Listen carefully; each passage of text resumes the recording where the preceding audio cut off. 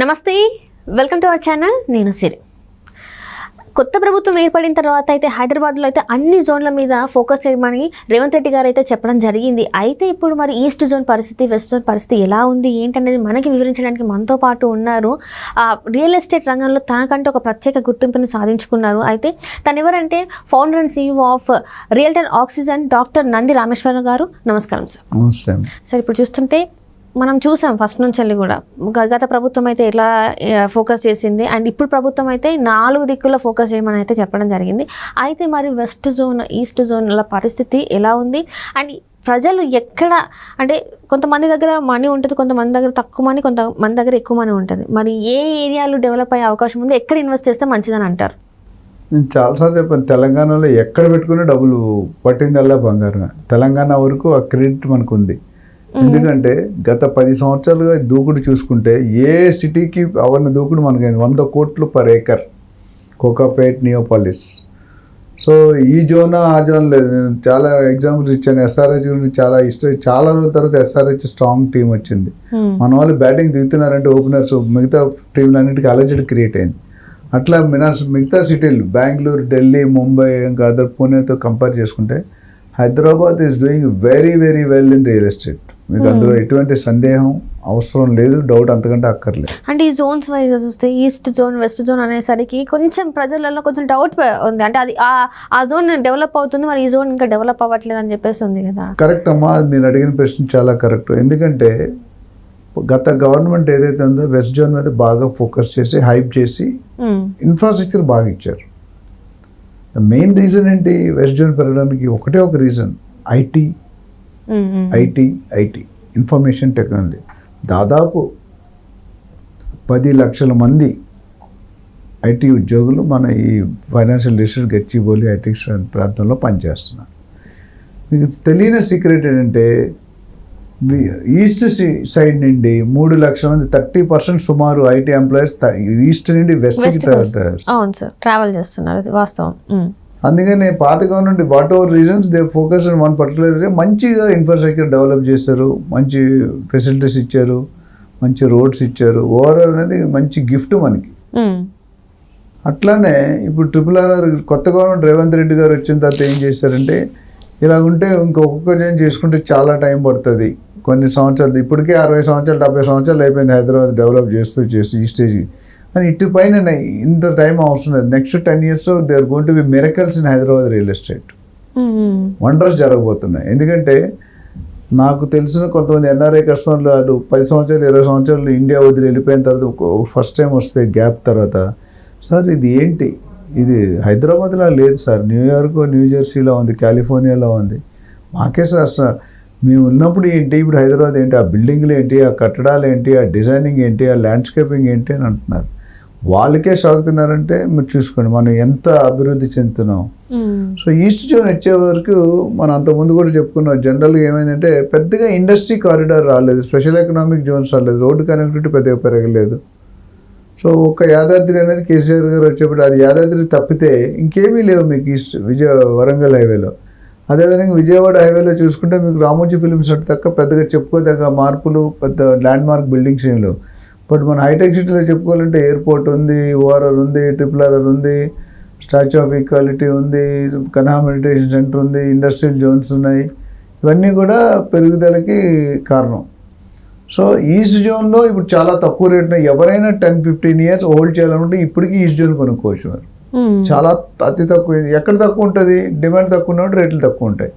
ఎప్పుడైతే డిమాండ్ ఎక్కువ ఉంది, సప్లై తక్కువ ఉంటాయి. ఇప్పుడు వెస్ట్ జోన్లో అదే అయింది. డిమాండ్ కొనేవాళ్ళు ఎక్కువైపోయారు, సప్లై తక్కువైపోయింది.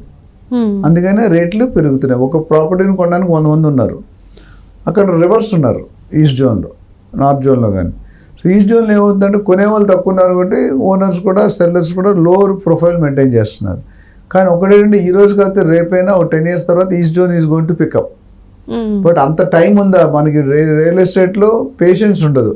ఇవాళ పెడితే రేపు డబుల్ అయిపోవాలి అనే ధోరణిలో కొన్ని ఏరియాలో అయింది కాబట్టి కూడా దాని థింకింగ్ అట్లా ఉంది, మన అప్రోచ్, మన ఒపీనియన్. సో నేను అనేది ఏంటంటే ప్రస్తుతానికి వెస్ట్ జోన్ బాగా హైప్లో ఉంది. ఇంకా నెక్స్ట్ 10 years కూడా వెస్ట్ జోన్కి ఏం డోకా లేదు. They will continue to grow.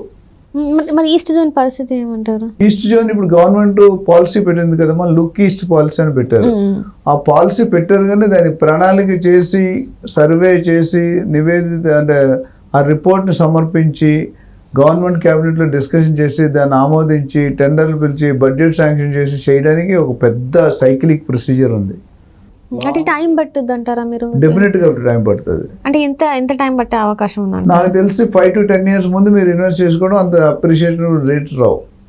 ఇప్పుడు కొని 10 సంవత్సరాలు వదిలేసేయాలి. ఇప్పుడు కొన్ని 10 సంవత్సరాలు వదిలేస్తే డెఫినెట్గా గ్రోత్ అనేది వస్తుంది. కానీ ప్రొవైడెడ్ ఈ గవర్నమెంట్ మళ్ళీ పవర్లోకి వచ్చి ఈ గవర్నమెంట్ ఏం చెప్పిందో చూసుకొని, గవర్నమెంట్ ఓట్లు ఎలక్షన్ ముందు ఎన్నో చెప్తాం, అన్నీ జరుగుతాయా? లేదు సార్. ఇందులో ఇప్పుడు రేవంత్ రెడ్డి గారు చెప్పిన దాంట్లో జరుగుతాయని అనుకుంటున్నాం, బట్ జరిగేదాకా జరుగుతాయి లేదని మీరు నేను చెప్పలేము. Wait and watch. So but positive intention అయితే కనిపిస్తుంది గవర్నమెంట్కి. మనం చేయాలి. RRR కూడా 3 సంవత్సరాల్లో కంప్లీట్ చేయాలని సన్నాహాలు చేస్తున్నారు. ఇప్పుడు ఓవరాల్ అనేది కొన్ని మోర్ దెన్ ఆల్మోస్ట్ 10 years పట్టింది. RRRకి అంత టైం పట్టదు, ఎందుకంటే వాళ్ళకున్న అగ్రెసివ్నెస్ కానీ వాళ్ళకున్న ఇంట్రెస్ట్ కానీ ఇండివిజువల్ ఇంట్రెస్ట్ డెవలప్ చేయడానికి. సో ఇప్పుడు ఆల్రెడీ ల్యాండ్ పూలింగ్ ఆల్మోస్ట్ అయిపోవచ్చింది. దాన్ని నేషనల్ హైవే స్టేటస్ తెచ్చారు. 10,000 కోట్లు ఫండ్స్ శాంక్షన్ చేయించుకున్నారు.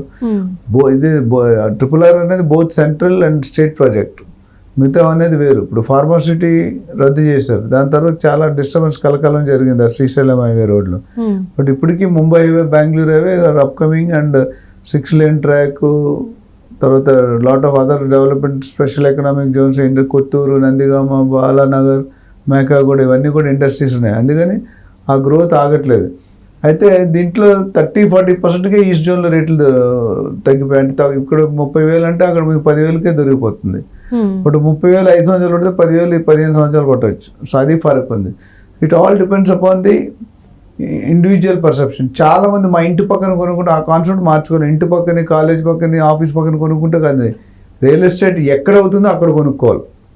మన డెవలప్మెంట్ ఎక్కడుందో మనం నేటివ్ పక్కన జరగపోవచ్చుగా. So until there is some pressing need తప్ప మీరు యూ షుడ్ నాట్ బై. ఎక్కడైతే హ్యాపెనింగ్ ఏరియా ఉందో ఆ ఏరియాలో మీరు కొనుక్కోవాలి. కొనుక్కుంటే మీ రేట్లు పెరిగితే డెవలప్మెంట్ అవుతుంది. అండ్ ఇంకోటి అంటే చాలామంది నేను 10 సంవత్సరాల తర్వాత ఉంటానని అక్కడ ఇల్లు కొనుక్కొని ఫ్లాట్ కొనుక్కొని అనుకుంటారు. అవసరం లేదండి. ఓపెన్ ప్లాట్లో వచ్చిన అప్రిషియేషను మీకు ఫ్లాట్లో విలాస్లో రాదు ఒకటి. అండ్ మీరు కొనుక్కోవాలంటే ఇప్పుడు ల్యాండ్లో కొనుక్కొని అప్రిషియేట్ అయిన తర్వాత 1-2 years ముందు మీరు కొనుక్కోండి ఇల్లు. ఎందుకంటే అప్పుడు అప్రిషియేట్ 1 crore పెడితే 2 crores అవుతుంది. అదే మీరు ఫ్లాట్లో పెడితే 12 సంవత్సరాల దాకా డబుల్ అయ్యే ఛాన్స్ లేదు. తర్వాత వాల్యూ తగ్గుతుంది. ఇప్పుడు కారు కొనుక్కుని 10 సంవత్సరాల తర్వాత car value 0, book value. So ఈ విధంగా చూసుకుంటే east zone as of now డల్గా ఉంది, బట్ ఫ్యూచర్లో ఇట్స్ గోయింగ్ టు రైజ్. అంటే ఏ రకమైన పీపుల్ ఈస్ట్ జోన్లో ఇన్వెస్ట్ చేయొచ్చు అంటారు మీరు? అంటే అఫోర్డబిలిటీ అండి. Compare to west zone affordability తక్కువ ఉన్న వాళ్ళు అక్కడ కొనుక్కుంటారు. వెయిట్ చేయగలిగే కెపాసిటీ ఉన్న వాళ్ళు హోల్డింగ్ కెపాసిటీ అంటారు. మరి ఇమీడియట్గా నాకు 2-3 సంవత్సరాల్లో రిటర్న్స్ కావాలంటే that's not a right place to invest. But ఫ్యూచర్లో ఆఫ్టర్ 10 years అక్కడ ఉన్న స్టేజ్ మారు. మేబీ వెస్ట్ జోన్ స్లో అవ్వచ్చు. ఒకటి ల్యాండ్ అంతా అయిపోతుంది. ఇప్పుడు గ్రోత్ కారిడార్ అంతా ORR నుండి RRR మధ్యలో ఉంది. సో ఎక్కువ ల్యాండ్ వచ్చినప్పుడు కొద్ది సప్లై ఎక్కువ ఉన్నప్పుడు రేట్లు కూడా కొద్ది రీజనబుల్గా ఉంటాయి.